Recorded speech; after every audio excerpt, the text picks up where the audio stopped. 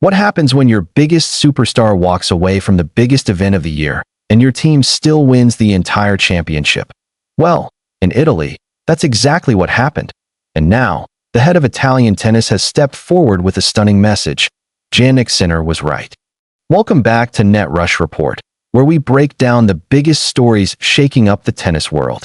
Make sure to like, subscribe, and turn on notifications so you never miss a moment. Now, let's get into this one, because the drama around Italy's historic Davis Cup three-peat just took a wild turn.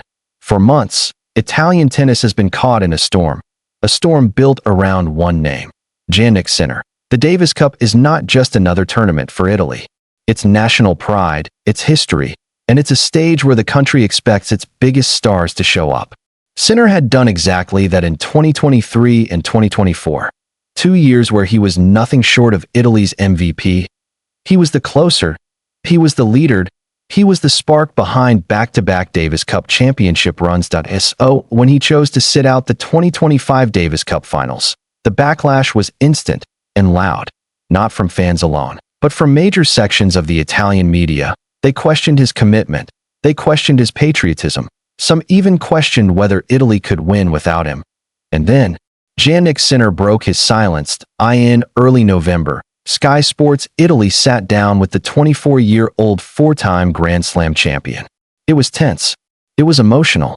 Sinner didn't dodge anything. He addressed the criticism head-on. That he said the media was obsessed with his absence, instead of appreciating the players who were actually in the arena fighting for the country. He felt the negativity was unfair, both to him and to the teammates who had stepped up. He didn't sugarcoat it. He didn't backtrack. That he stood firm and said, the focus shouldn't be on who isn't there. It should be on the players who are. And that statement, which many thought was arrogant or dismissive at the time, has now aged like gold, because Italy didn't just compete without Sinner. They dominated Italy's historic run at the 2025 Davis Cup finals. Italy produced one of the most clinical performances in Davis Cup history. A clean sweep, no ties lost, no drop in energy, no visible weakness. They defeated Austria, then Belgium, and finally a stacked Spain team, all without ever needing to use their double squad.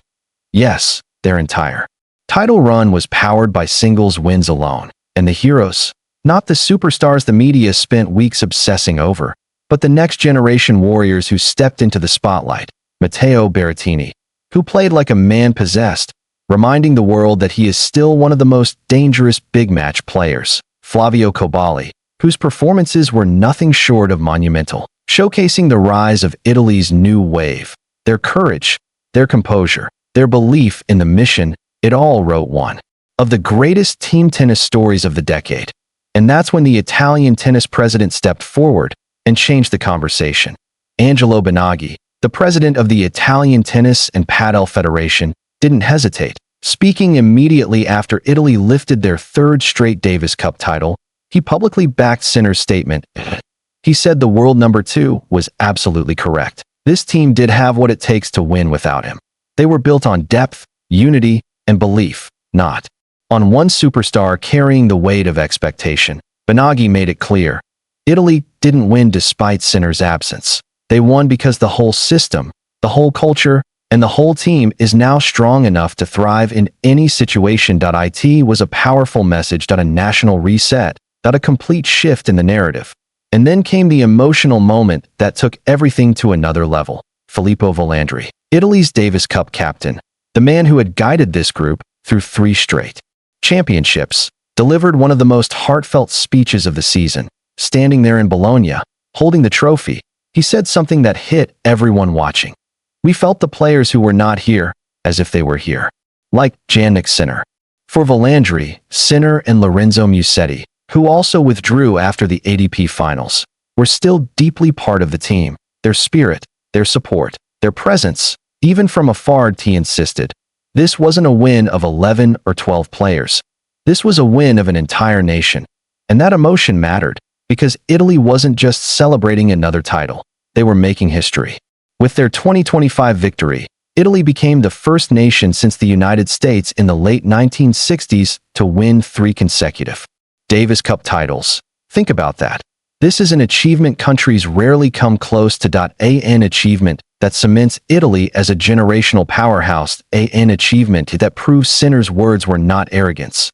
They were accuracy. Italy didn't crumble without their superstar. They didn't panic. They didn't freeze under pressure. They rose to the moment. They trusted their depth. They trusted their preparation. They trusted each other. And in the end, they proved the media wrong in the loudest, strongest, most unforgettable way possible. Jannik Sinner was right. That's not a headline, that's not a debate.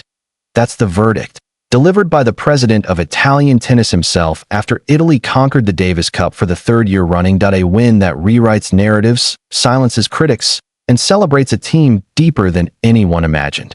Thanks for watching NetRush Report, where we bring you the real stories behind the headlines of the tennis world. If you enjoyed this breakdown, make sure to like this video, subscribe to the channel, and hit that notification bell so you never miss our next deep dive. Italy made history, Sinner sparked a debate, and now the truth is out. See you in the next report.